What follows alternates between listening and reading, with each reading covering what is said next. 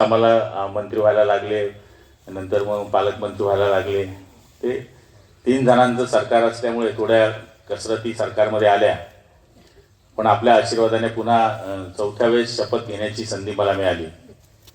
मंत्री होण्यामध्ये फार यावेळेस कसरत होती। याचं कारण सुनील भाऊंना माहिती आहे की मागच्या वेळेस 4.2% एक मंत्री होत होता, म्हणजे 4 आमदार जरी असले त्याच्या मागे एक मंत्री होता। यावेळेस एवढी बंपर मेजॉरिटी आली की 7.2, म्हणजे तिथे सुद्धा एवढी कॉम्पिटिशन झाली की मंत्री होण्याकरता सुद्धा प्रत्येक जिल्ह्यामध्ये बरेच सिनियर आमदार होते। आता आपल्या महाराष्ट्रामध्ये जवळपास 70 आमदार असे आहेत की ते 3-3 वेळेस निवडून आले।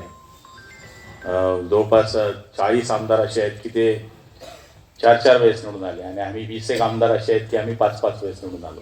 त्याच्यामुळे मंत्री होईल की नाही होईल याची गॅरंटी मला नव्हती। पण ज्यावेळेस DCM होण्याकरता शिंदे साहेबांनी नकार दिला त्यावेळेस टीव्हीवर बातम्या चालत होत्या, पण आम्ही सगळ्यांनी DCM सरांना विनंती केली की आपण सत्तेमध्ये असलं पाहिजे, कारण की एकनाथ शिंदे नावाच्या चेहऱ्याने हे सरकार येण्यामध्ये फार मोठी ताकद होती। त्यामुळे तुम्ही सरकारमध्ये असलं पाहिजे। देवेंद्र भाऊ सुद्धा आपल्या काळामध्ये उपमुख्यमंत्री झाले होते, त्यांनी मोठेपण दाखवलं होतं, तर आपण सुद्धा यावेळेस मोठेपण दाखवलं पाहिजे आणि आपण DCM पद घेतलं पाहिजे, कारण की शेवटी तुमचे दोघांचे विचार सारखे आहेत आणि त्यांनी सगळ्या आमदारांचा या ठिकाणी मान ठेवला।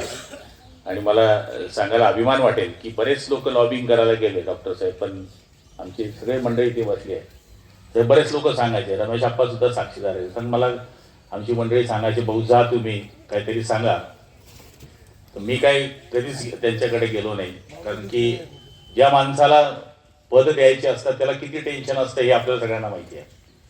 तर त्यांनी विश्वास ठेवला आणि पुन्हा माझ्या गळ्यामध्ये 3ऱ्या वेळेस कॅबिनेट मंत्रिमंडळाची संधी मला मिळाली, आणि तेच खातं।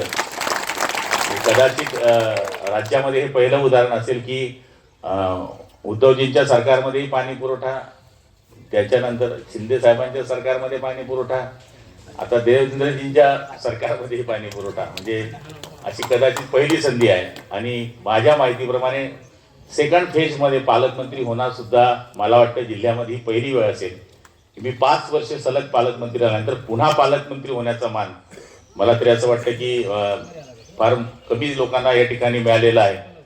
तर याच्यामध्ये आपल्या सगळ्यांचे आशीर्वाद। यावेळेस रुमरच तशी होती की आपलं काही निवडून येण्याची स्थिती नाही, पण जेव्हा आम्ही राजूभाऊ सांगितलं तसं जेव्हा आपण रॅलीमध्ये फिरायचो तेव्हा मला कॉन्फिडन्स होता की आपण निवडून येऊ आणि 100% निवडून येऊ। पण बरेच फॅक्टर झाले, पण मला सांगायला अभिमान वाटेल की ज्या समाजाचं भांडवल देवकरप्पांनी केलं त्या समाजाने मला 45% मतं दिली, मराठा समाजाने। त्यामुळे सामाजिक वातावरण जे होतं ते पूर्ण धुतलं गेलं। कोळी समाज आपल्याबरोबर 80% राहिला, लेवा पाटील समाज जवळपास 80% राहिला, धनगर समाज आपल्याबरोबर 80% राहिला, म्हणजे छोटे छोटे जे समाज आहे ते सगळे समाज 80% पर्यंत आपल्याबरोबर राहिले, आणि मराठा समाज सुद्धा आपल्याबरोबर राहिला। दलित समाज आपल्याबरोबर यावेळेस बऱ्यापैकी जोरात होता। भिल्ल समाजातच ऐकायलाच तयार नव्हता, अशी परिस्थिती आपल्याबरोबर भिल्ल समाज इतक्या मजबूतीने आपल्या मागे उभा होता।